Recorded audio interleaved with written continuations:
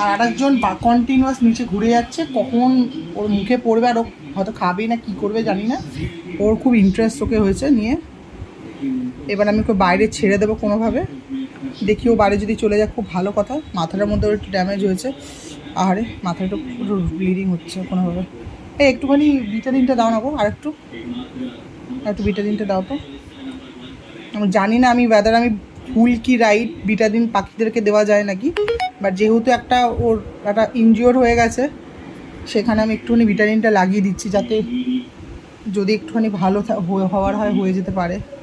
আশা করছি ভালো হয়ে যাবে, কেন কন্টিনিউয়াস মাথাটা থেকে ব্লিডিংটা হয়েই যাচ্ছে, মাথায় কোনোভাবে লেগেছে, এতবার ঘরে ঢুকে যাচ্ছে আমার কোনোভাবে লেগে যাচ্ছে, কখনো এসির ওপরে কখনো পাখার ওপরে, কিছুভাবেই ওর মানে বের করতে পারছি না, বের করলেই আবার সেই ঘরে ঢুকে যাচ্ছে। দেখা যাক, একটু শুকিয়ে গেলে ভিটামিনটা আমি ওকে আবার ছেড়ে দেবো বাইরে, আশা করি ও আর আসবে না। আর যে বারান্দায় থাকেও আমার কোনো অসুবিধা নেই তাতে।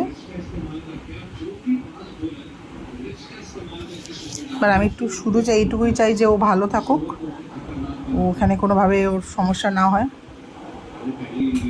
দেখি এবার আমি ওকে রিলিজ করব, আশা করি ওর আসবে না।